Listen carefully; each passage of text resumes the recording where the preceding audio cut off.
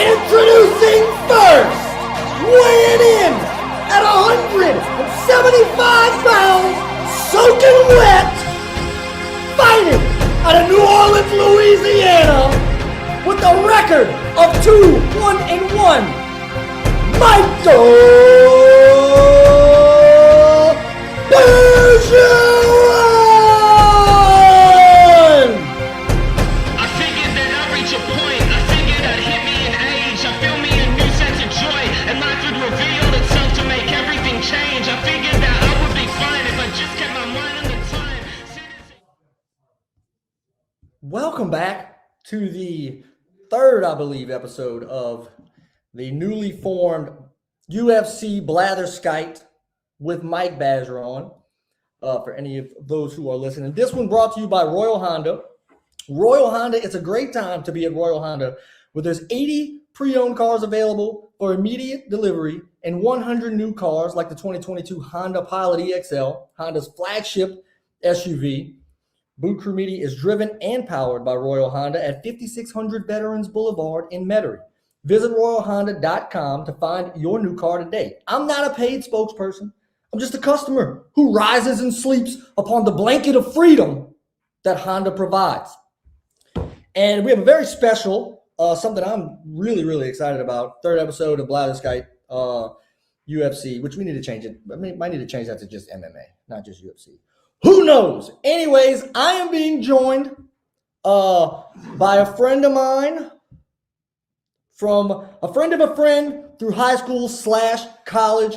Thank you, Ryan Hoda, since you don't answer any of my texts or calls anymore. But I am being joined by none other, and I hope I don't get the name wrong, but none other than Randy Fainrich. Is that right?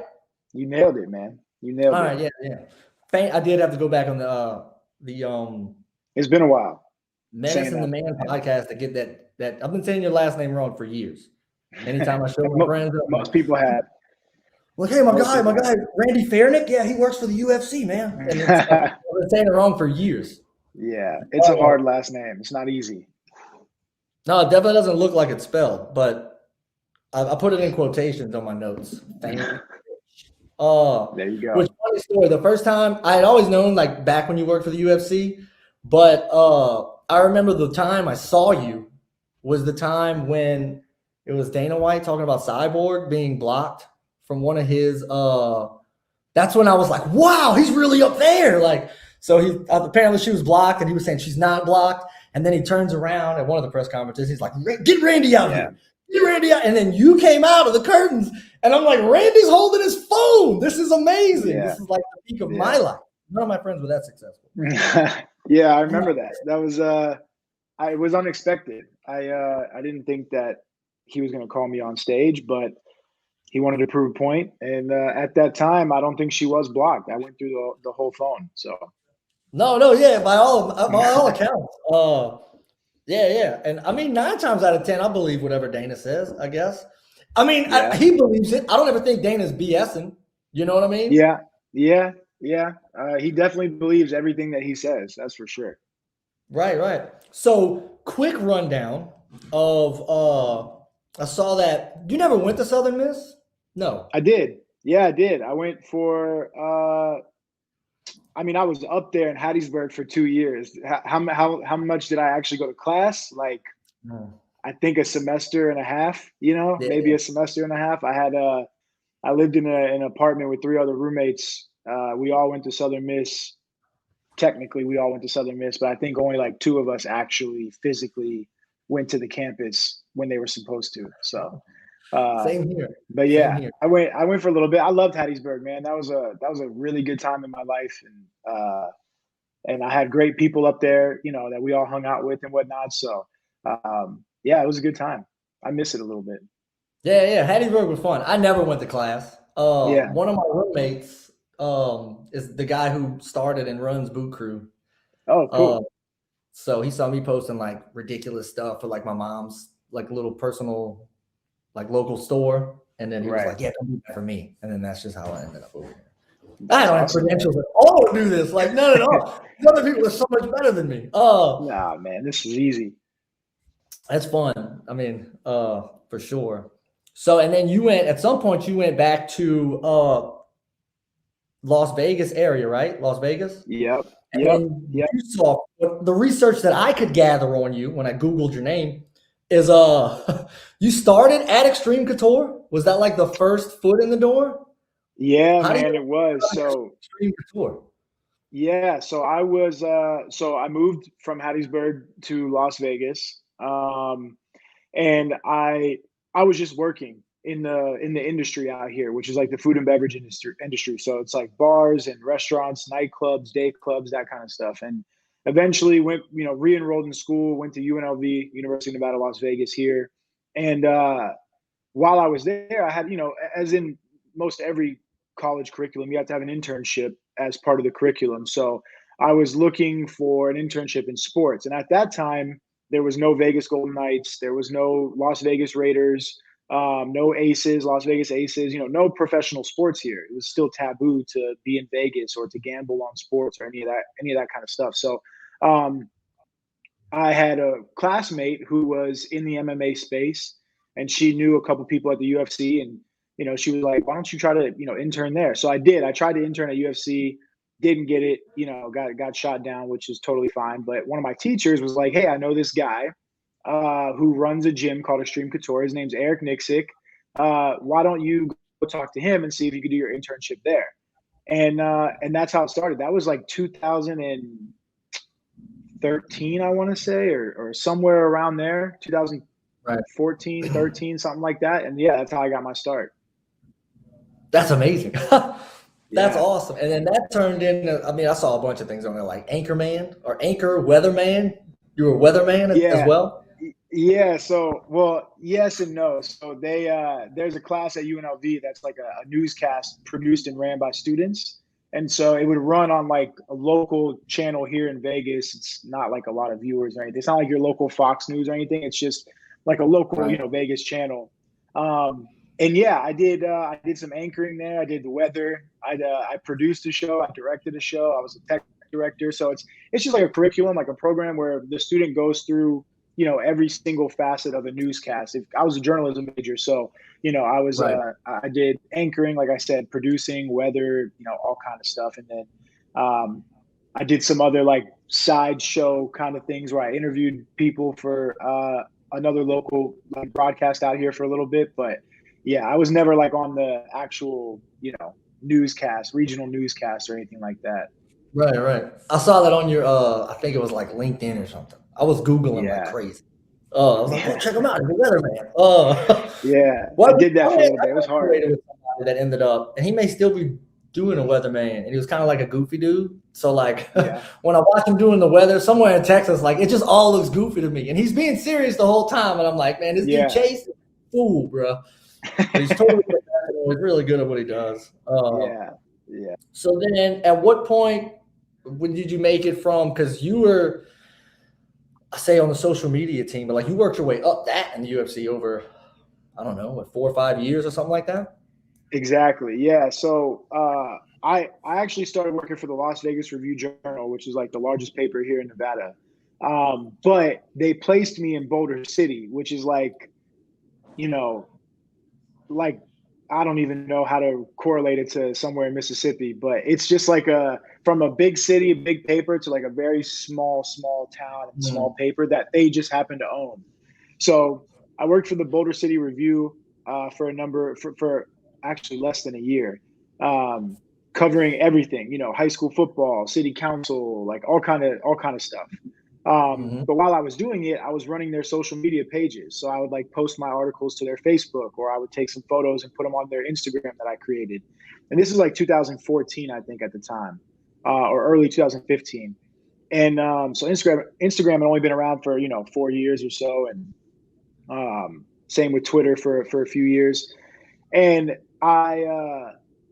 I was like, it was cool and everything, but I kind of really enjoyed the social part of it. I enjoyed taking the photos and making videos and editing them myself, and seeing how they performed online and correlating that to, okay, it did this well online, and then that story got X amount of clicks.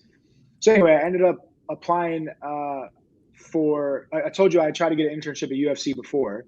And then while I was at the paper, I was trying to apply for other positions. So I applied for like a PR position and a corporate communications position, and a couple other positions. And I had like 2 or 3 interviews each time and never got it. And I was like, well, I'm just not destined to work in the UFC or in any type of like sport. And then finally, that same girl that I told you about that told me about the internship, she was like, hey, UFC's hiring a social media position. I was like, I don't really want to do social media like, as a career or professionally. I just kind of like doing it as part of my job as a journalist. And she's like, no, just apply. You'll be good at it. So I applied for that, and yeah, it was a coordinator position. So it was very low level. I ended up getting it. It was just, scheduling tweets and scheduling posts and making sure everything was calendared and looked good. And there was like a cadence to having, content go out and things like that. So yeah, I started there in 2015. That's awesome, dude.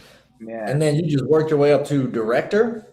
Yeah. So over the years, in 2015, I was hired. 2016, the company got bought by Endeavor, which was WME-IMG at the time, which is like a huge talent agency. And when that happened, anytime you buy a company for $4 billion, you have to recoup your money somehow. And the easiest way to do that is to just start firing people and unloading salaries, right? So in my department, every single person got fired except me. Well, that's not true. Everyone got fired except 2 people. One of them left to go to NASCAR, and the other one left to go open UFC Asia. So they moved to Singapore. So I went from like a 6 months in, coordinator to like, I'm the only person on this team now in the US. So I had to figure it out real quick. And then, yeah, just eventually over the years kind of escalated into a director role at that company. And then one thing I saw when I did watch on Menace and the Man was like part of what you did was when guys, you said when they would land on like the Tuesday before the weekend, before a fight card, you would like hand them papers or maybe like pull them to the side and kind of let them know like how they could be improving their social media game. Because I don't know, correct me if I'm wrong, but a part of what you do at 333, I guess, is like, I mean, you're building their brand outside of just like purely fighting because it's so much more than that. And I mean, correct. It's a huge topic as how underpaid fighters are, right? So, and you're building a brand so they can have they make revenue and money outside of that, right? As well? Correct. Yep. Absolutely. So what I would do when I was there is, there's a lot of stuff that happens. You're capturing content. You're taking photos of them. You're having them come do this thing and that thing and record videos and all these things. But one of the things that I wanted to implement there at that time was pulling these guys to the side and girls to the side and saying, hey, here's what your social media numbers look like. And if you want to go and make X amount of money or you want to bring in X amount of brands, this is the quickest way to do it because you're going to have the most eyeballs on you and you're going to have the youngest eyeballs on you. If you want to stay relevant longer, you need younger eyeballs, right? So I would put print analytical sheets out for all 24 fighters or 26 or 22, however many fights are on the card.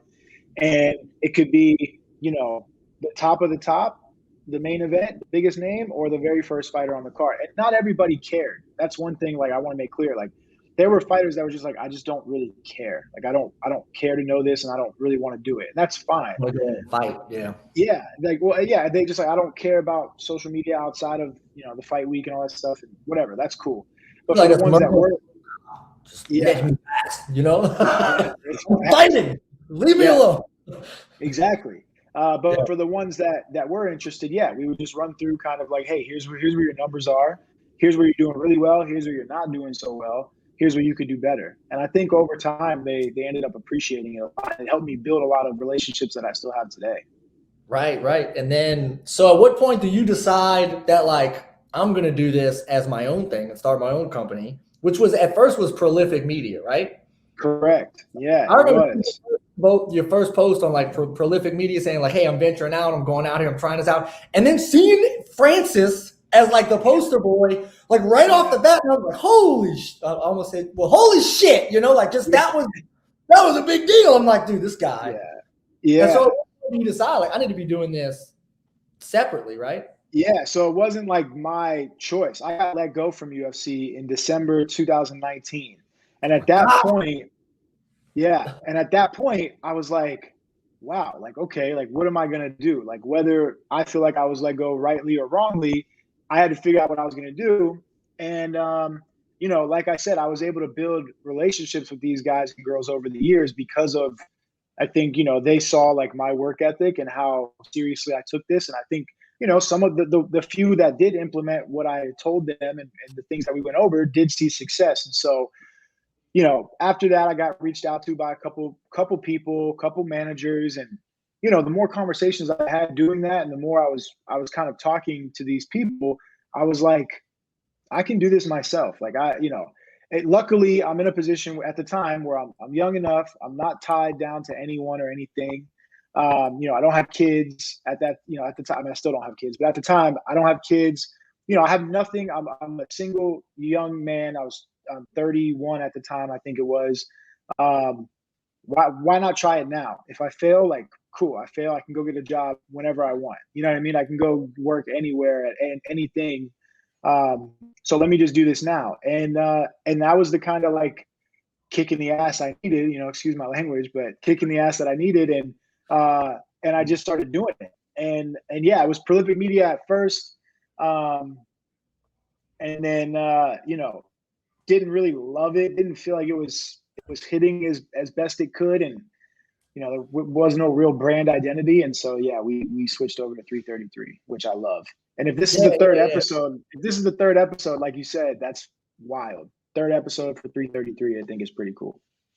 Right. Yeah. There you go. Yeah. I remember like seeing the white, blue, and I'm like, man, that's awesome. And then whenever you did change, just like the website and stuff too. Like, I mean, it's black, it's red. The website flows, like, especially for a smartphone, like when I clicked it, right, the link or whatever. I appreciate that. Thank you. Because that took forever to try to figure out how to make it look, you know, presentable. And then it showed like 3 seconds. Oh, I can't remember what it is. It's terrible. Like 3 seconds, right. 30. That's okay. Yeah, as long as you know, as long as you have the minutes. Yeah. It's like keeping the thing in, it's like keeping the viewer engaged, right? Correct. Or something like that. That is it. And then 3 was just my favorite number also, like huge Allen Iverson fan, and wore 3 playing basketball, and 33 in my senior year. So 3 has always been a number for me. So yeah, it made a lot of sense. Right.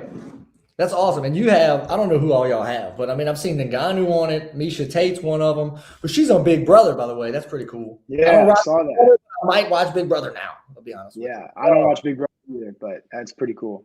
And I'll probably watch because she's on it. And do y'all have, is Izzy? Do y'all do Adesanya too? No. So that was a one-off event that we worked for his last fight against Marvin Vettori in Phoenix. His typical camera guy, this guy named Jeff Sandler, who's awesome. He was in New Zealand and stuck with a visa. So if he would have left New Zealand, he wouldn't be able to go back. So they needed somebody to fill in while Jeff was in New Zealand at the time. So you know, Vegas is a quick 4-hour drive, 45-minute flight to Phoenix.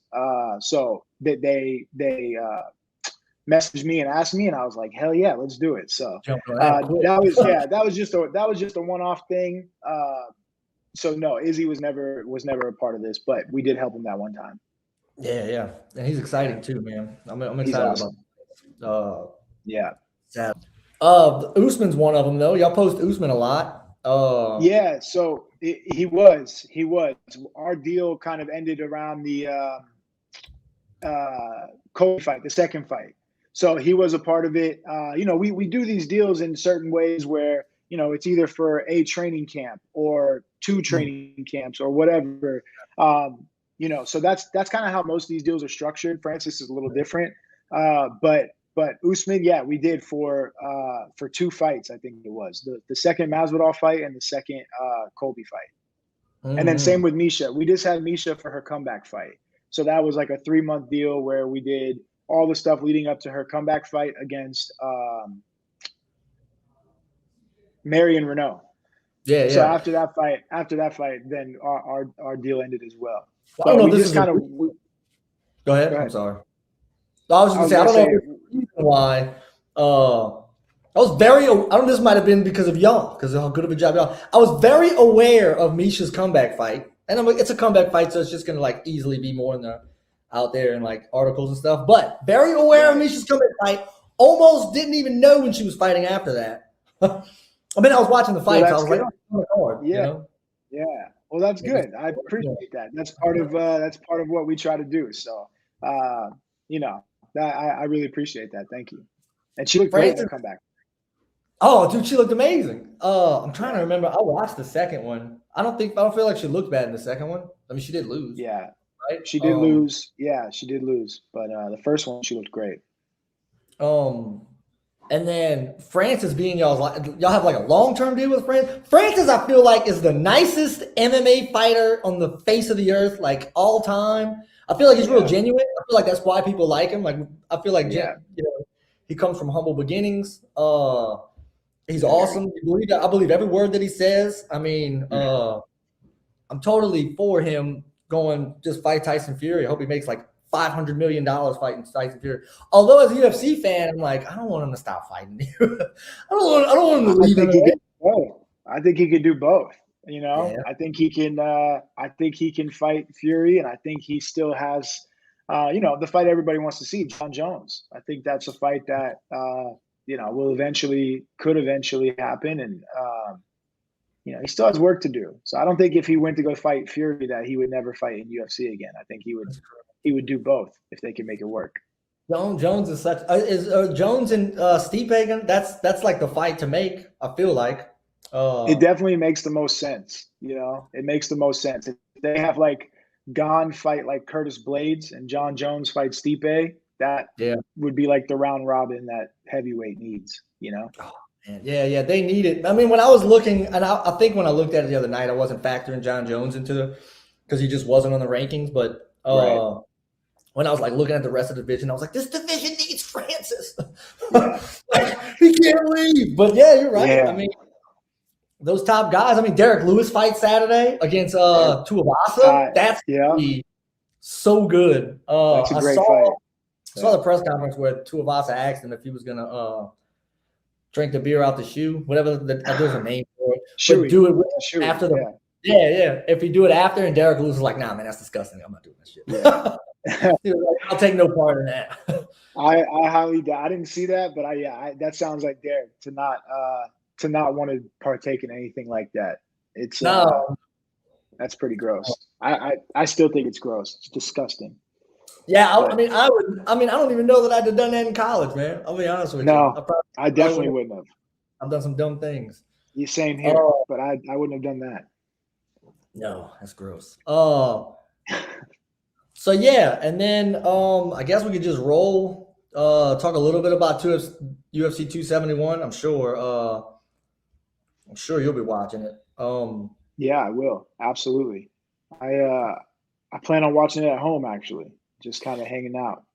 Yeah, I think I'm gonna probably come here for the studios and do like the watch. All the pay-per-views I like to come here to do. Yeah. They have like a couch set up. They have like microphones I can pick up and like run around. And if things get cool. Then I just start acting stupid. I mean, the good thing is people come in like legitimate fans, like hardcore fans, and like they're talking. I get to talk to people. I think the coolest part is that I'm like talking to people on here from like Africa or New Zealand, or like I made friends with a dude in Australia, and that the song that I played at the beginning, that I play in the beginning of them, is some musician, hip hop artist in Australia, and I bought his stuff and it was good enough, and I'm like, I'm going to use this if it's all right with you for my podcast. That's awesome. Just things like that, connecting with people from all over.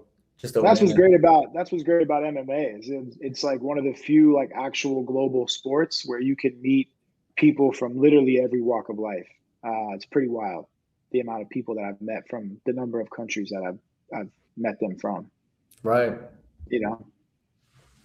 And then so see, I saw that they have Roxanne. See, I don't even know all the people in this card. I'm like slightly above a casual fan, right? Yeah.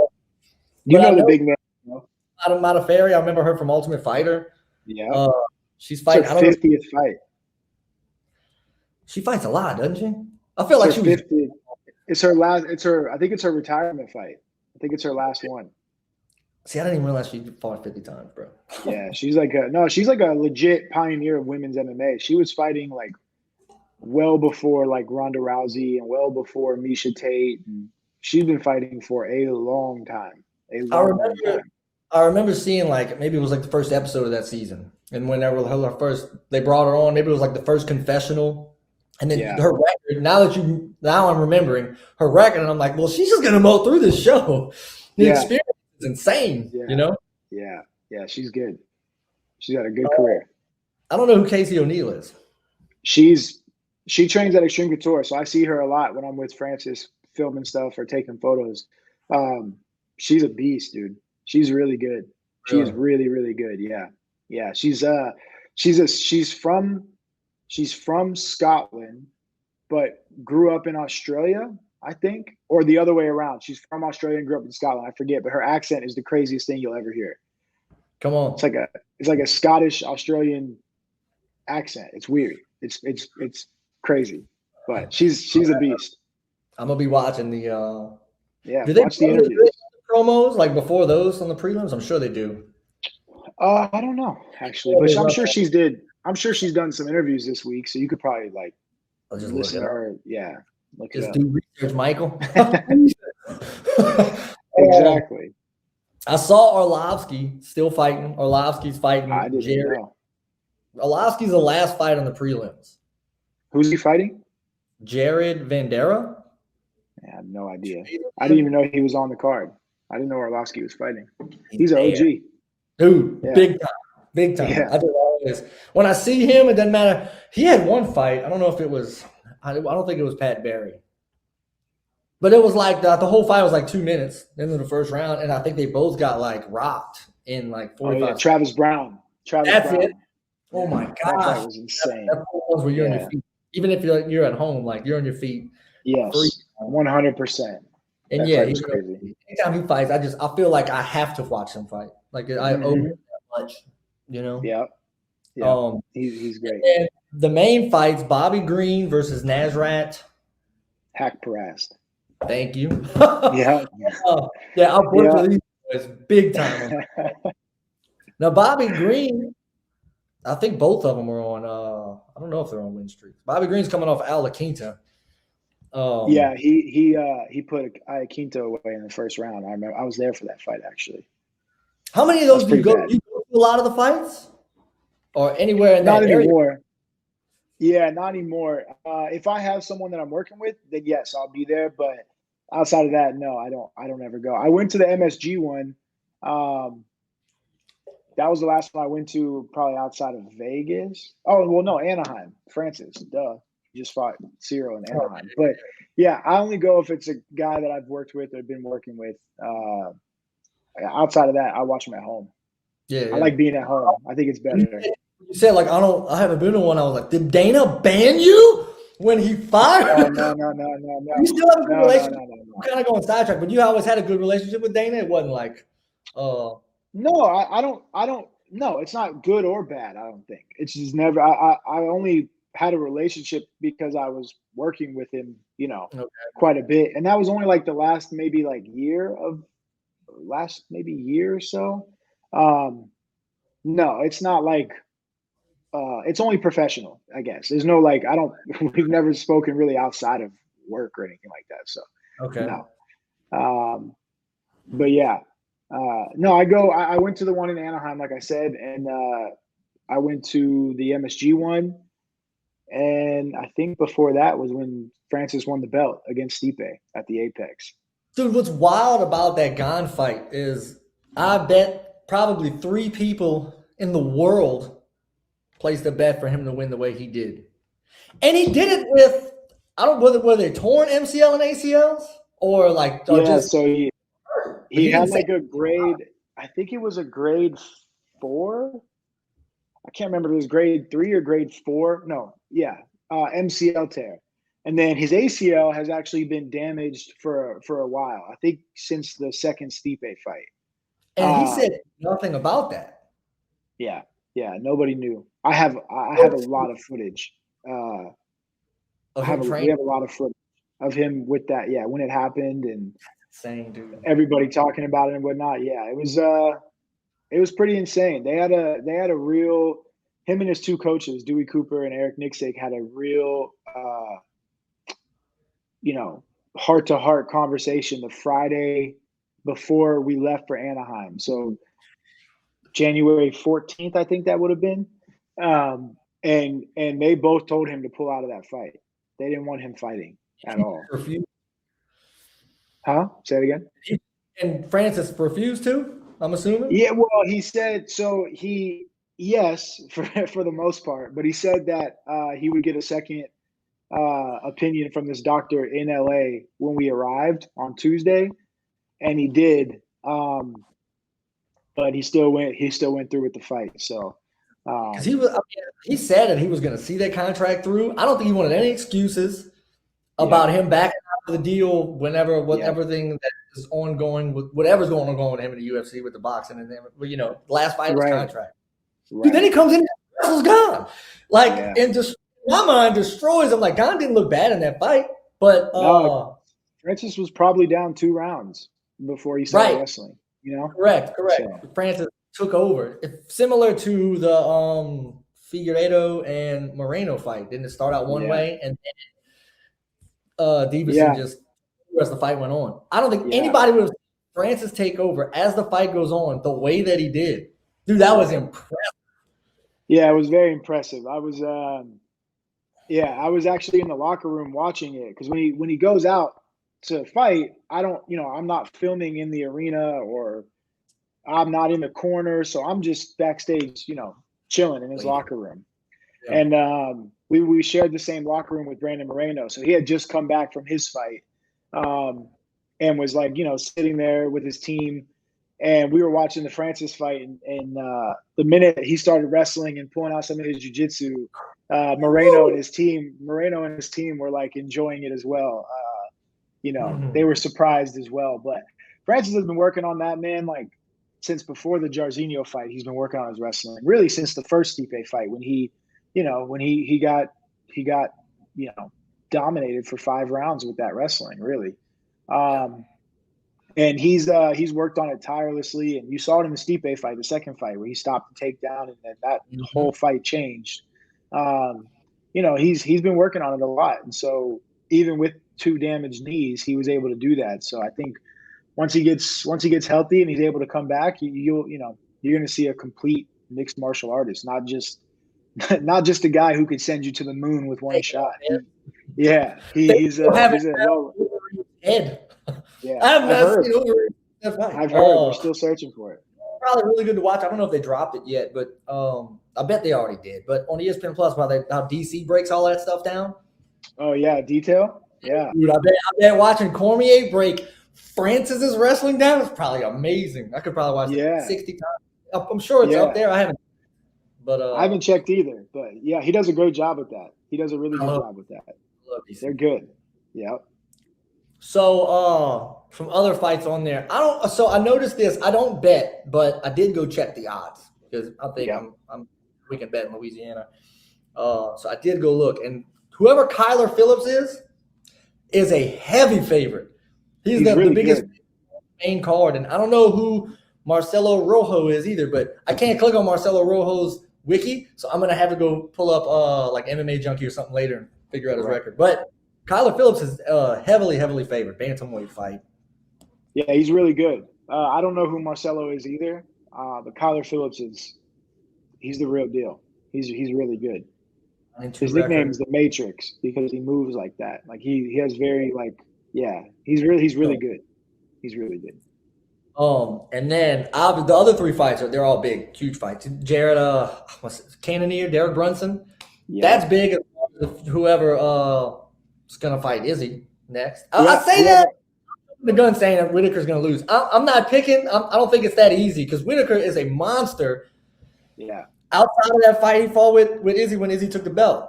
But I don't know. Maybe I'm just forgetting that Whitaker won. Who did he fight last? He beat Darren Till. He beat Jared Cannonier, and he beat Gastelum. Yeah. He deserves it back with injuries and stuff. He's had injuries a lot in that time, probably more than anybody. He's like a Velasquez. Velasquez kept getting injured all those years ago.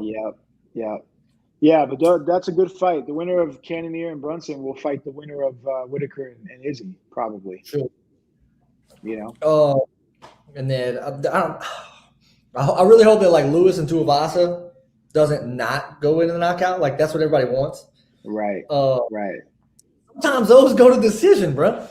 Or like the Ngannou Lewis fight, like it just didn't go the way fans wanted to go. Right. That's going to be a good one, though. I don't foresee it going the distance. Those two guys like to put on a show, and I think it'll be fun. I think it'll be very, very fun. Right.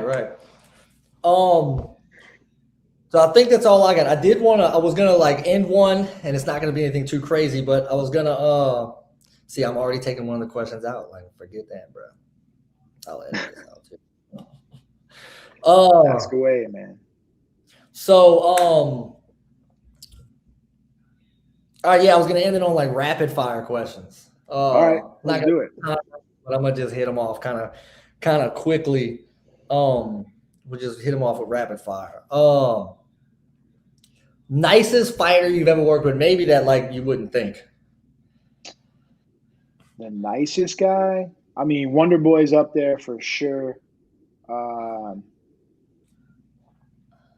Who else? Yancy Medeiros. If you're like a real fight fan, you'll know that name. Yancy Medeiros. I've seen him. He's a Hawaiian guy. I don't think he fights with UFC anymore. He's a Hawaiian guy. He's part of the Nate and Nick Diaz crew as well. Wow. Man, okay. He is the nicest dude. He's from Hawaii, and Hawaii has these like chocolates that he would always bring and give to the whole staff. Like he'd bring like 12 boxes, and he's cutting weight. He can't eat chocolates, but he would hand them out to the staff. Social media, PR, operations, fighter logistics. Like, yeah, he's super. Yeah, that's what I hear. The Rock like in Hollywood. Is Rock's the dude that like hang out with the Yancy was the nicest guy. He was the nicest dude for sure. Interesting. Oh, any and Joanna Jędrzejczyk. She's amazing. She's a sweetheart. Oh, dude, she's the best. She's the best. Oh man, I remember. We were on a bachelor trip in Steamboat Springs, so like we were out there skiing and stuff, and that was the fight where like she had the hematoma. Yeah. Yeah. For real, dude. And that was like probably the greatest women's fight of all time. That was such a bad.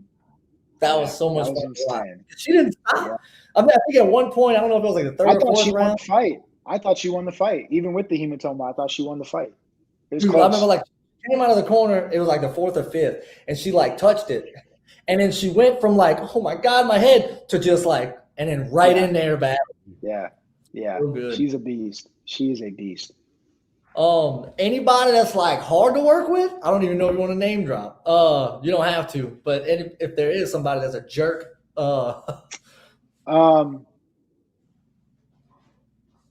yeah, I'm not gonna say there are.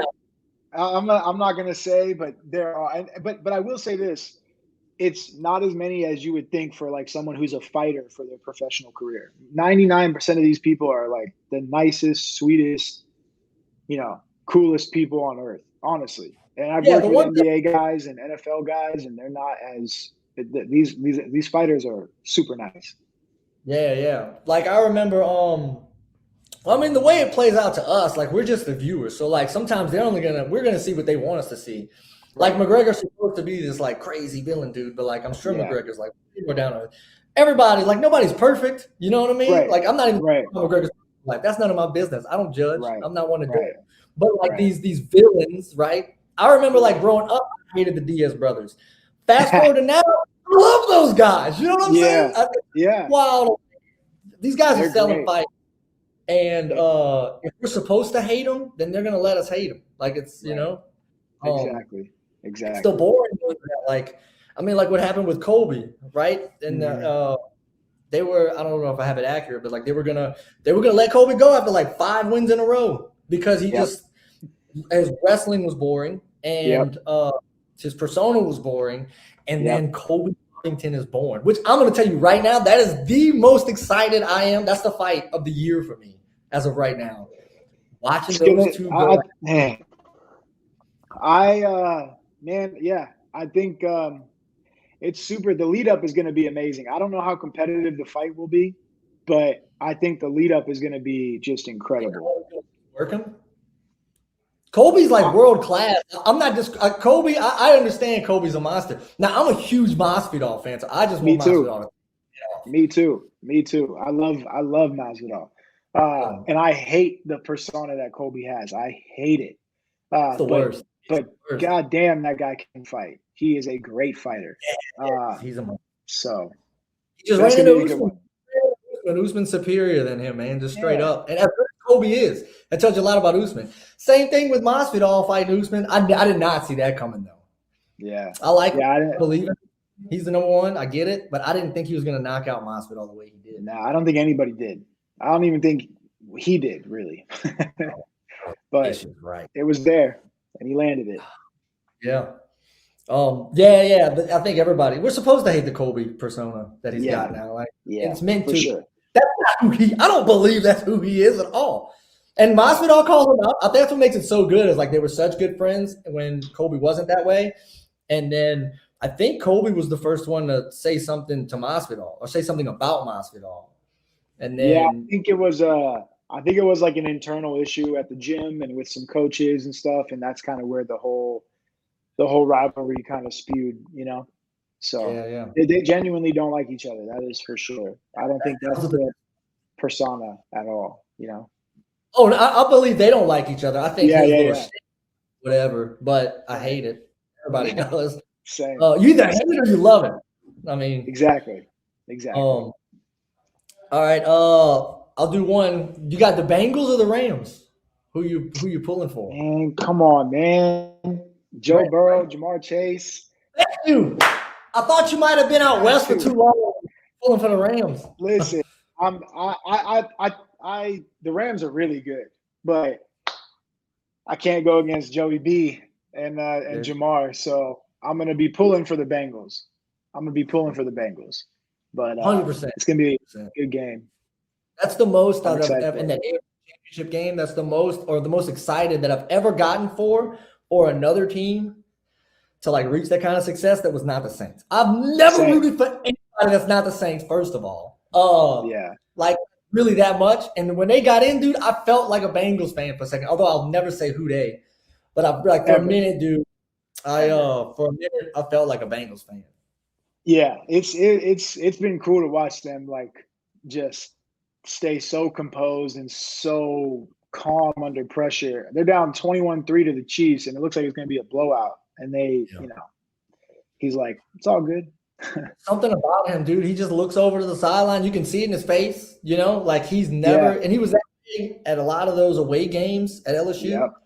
Yep. You can just see the difference. It's not even, to me, it's not even he throws a good ball and all of that other stuff. It's like the moment is never too big for him. It's the demeanor. He's Joe Cool, he really is. So I really get it. For that city and everything too, the Bengals been bad for so long. I know. So that's awesome.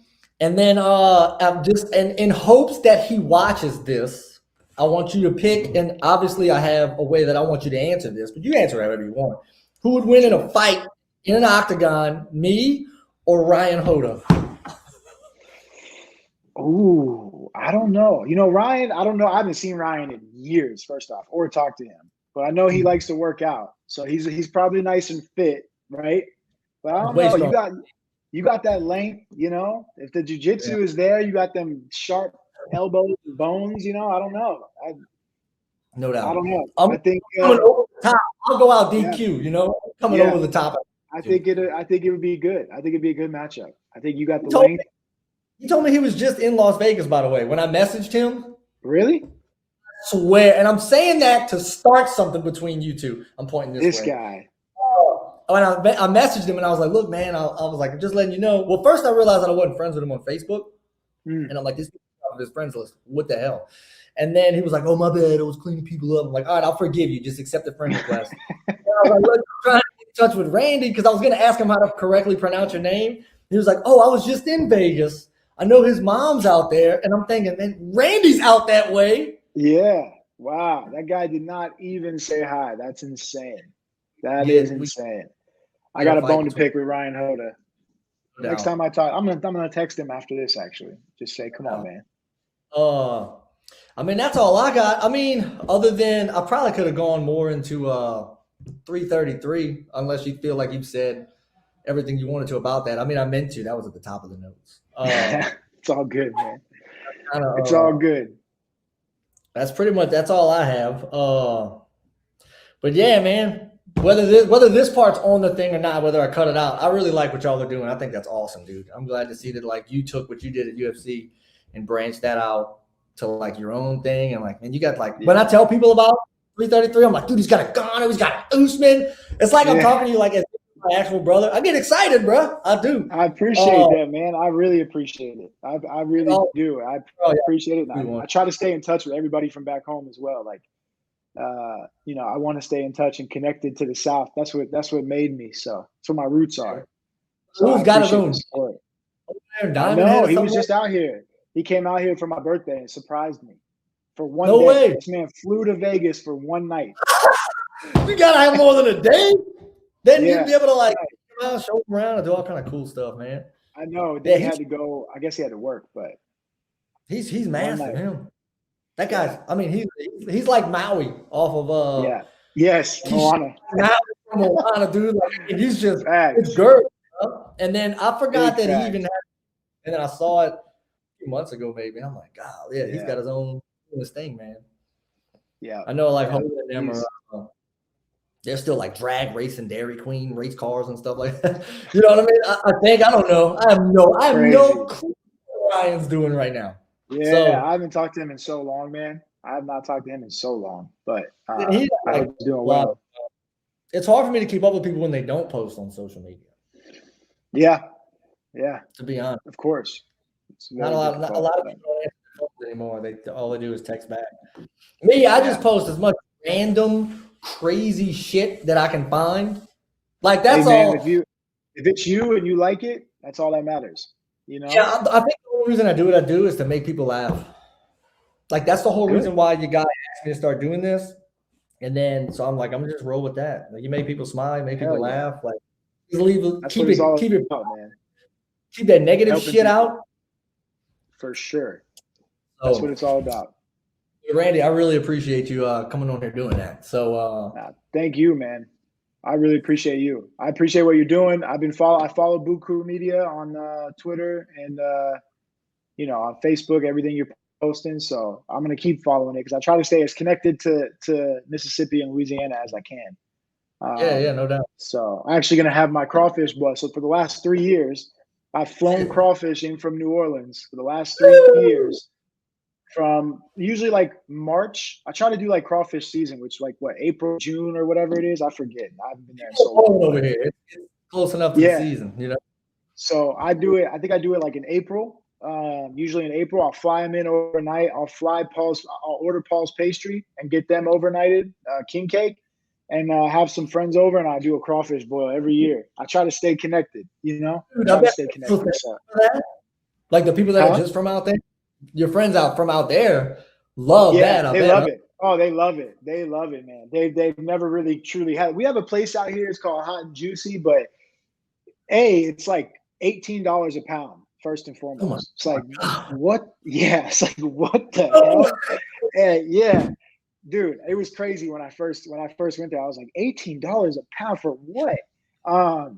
And they also just don't do it right. They have like flavors of crawfish. Like they have like a teriyaki and a Cajun and a this and that. I'm like, just boil me some crawfish, bro. Like I just need boiled crawfish. So I was like, I'm doing this myself. So we'll do ours again. Probably. I'm traveling a lot next month, but maybe April we'll do it again. That's awesome, man. Well, it was fun sitting down with you, man. I appreciate all the stories, everything, dude. Absolutely, man. I appreciate it too. We'll do it again sometime too. You know.